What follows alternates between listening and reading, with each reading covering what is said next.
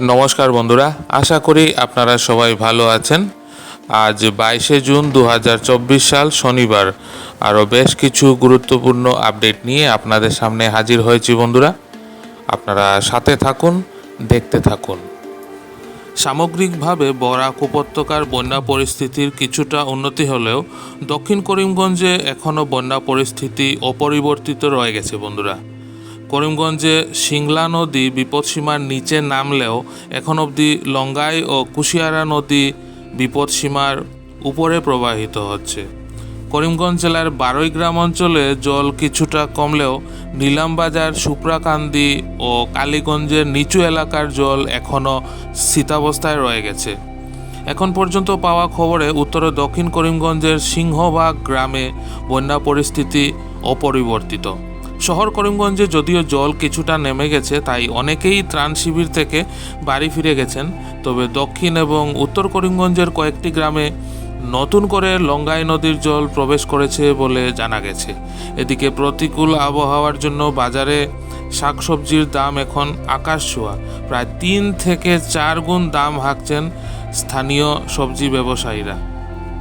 এদিকে কাছাড় জেলার বন্যা পরিস্থিতির কিছুটা উন্নতি হয়েছে, কিন্তু বরাকের জল কমলেও কাঠিগড়ার বন্যা পরিস্থিতি এখনও তেমন খুব একটা উন্নতি হয়নি। বেশ কিছু এলাকা এখনও জলবন্দী হয়ে রয়েছে। ত্রাণ ও সরকারি সাহায্যের ক্ষেত্রে প্রশাসনের নির্লিপ্ত ভূমিকার প্রতিবাদে শেষ পর্যন্ত গর্জে উঠলেন বৃহত্তর পশ্চিম কাঠিগড়ার মানুষ। এই বিক্ষোভে সার্কেল অফিসার ও স্থানীয় বিধায়কের বিরুদ্ধে খুব উগরে দিয়েছেন বানবাসী জনতা। তবে সরকার ও মুখ্যমন্ত্রীর নামে তারা জিন্দাবাদ ধ্বনি দেন। এতে একটা কথা স্পষ্ট যে সরকার সব রকমের ব্যবস্থা দিয়ে প্রদান করলেও স্থানীয় নেতা, স্থানীয় বিধায়ক, আমলাদের অকর্মণ্যতার জন্য সাধারণ জনতা ভুক্তভোগী রয়ে যান। সরকারের তরফ থেকে সুযোগ সুবিধাদি দিলেও এদের অকর্মণ্যতার জন্য সময় সুযোগ মতো যে ত্রাণ সাহায্য বা অন্যান্য সাহায্য দুস্থ ক্ষতিগ্রস্ত মানুষের কাছে পৌঁছানোর কথা সেগুলো পৌঁছায় না। তো আমরা আশা রাখছি যে উপর মহল থেকে, সরকার থেকে এরকম অপদার্থ আমলাদের বিরুদ্ধে অবশ্যই প্রয়োজনীয় ব্যবস্থা নেওয়া হবে। হাইলাকান্দি জেলারও সার্বিক বন্যা পরিস্থিতির কিছুটা উন্নতি হয়েছে, তবে গ্রামাঞ্চলের নিচু এলাকা এখনও জলমগ্ন হয়ে রয়েছে বন্ধুরা। আর বানভাসী মানুষদের সব থেকে বড় সমস্যা হয়ে দাঁড়িয়েছে পানীয় জল। কেননা যে পুকুর থেকে বা যে অন্যান্য জলের উৎস থেকে তারা পানীয় জল সংগ্রহ করতেন, সেগুলো জলের তলায় তলিয়ে যাওয়াতে পানীয় জল নিয়ে একটা সমস্যা দেখা দিয়েছে। এবং আপনারা এই যে ছবিতে দেখতে পাচ্ছেন, যারা বানবাসী তারা অনেকেই এখনও নিজেদের উদ্যোগে তাঁবু গড়ে রাস্তার পাশে রয়ে গেছেন। তো প্রশাসনের কাছে অনুরোধ রাখছি, আপনারা এই ব্যাপারে একটু নজর দেবেন। কেননা বৃষ্টি বন্ধ হয়েছে, বৃষ্টি হচ্ছে না। গত একদিন 24 ঘন্টার মতো হয়ে গেল, সেরকম বৃষ্টি হয়নি, কিন্তু বন্যা পরিস্থিতি কিন্তু অপরিবর্তিত রয়ে গেছে এবং নিচু এলাকার বানবাসী জনগণ প্রচুর অসুবিধার সম্মুখীন হচ্ছেন। যেহেতু নিচু অঞ্চলগুলো জলপ্লাবিত, তাই গবাদি পশুর খাবারও মিলছে না এবং যে কিনে খাওয়ান ওনারা যেগুলো পশু খাদ্য, সেগুলোরও মাত্রাতিরিক্ত দাম চাইছে কিছু অসাধু ব্যবসায়ীরা।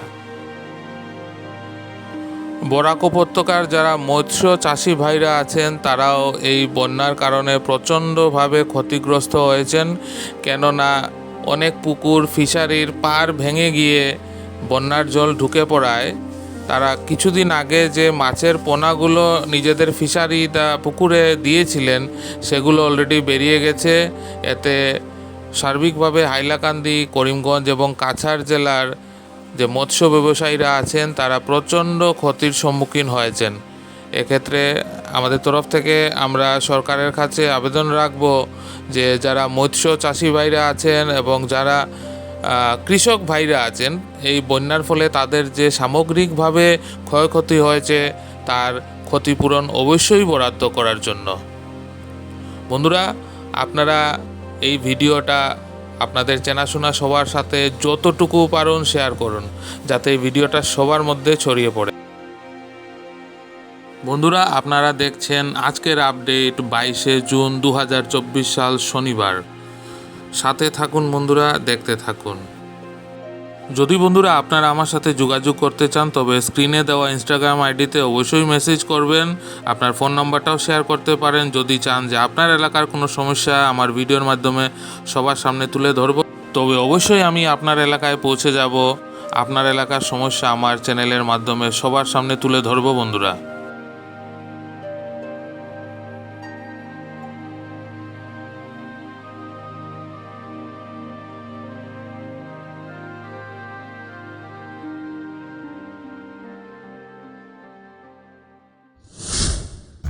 বন্ধুরা, এখন আপনাদেরকে আগামী 24 ঘন্টার আবহাওয়ার পূর্বাভাসটা বলে দিচ্ছি। আজ অর্থাৎ শনিবার এবং আগামীকাল রবিবার দুদিনই আকাশ মেঘলা থাকবে। আজ শনিবার বৃষ্টিপাত হওয়ার সম্ভাবনা খুবই কম, তবে আজ রাত 12টার দিকে অর্থাৎ মধ্যরাতে হালকা বৃষ্টিপাত হওয়ার সম্ভাবনা আছে। আগামীকাল সকালবেলাও আকাশ মেঘলা থাকবে, তবে দুপুর 2টোর পরে হালকা থেকে মাঝারি বৃষ্টিপাত হওয়ার সম্ভাবনা আছে, যেটা সোমবার সকাল অবধিও হতে পারে।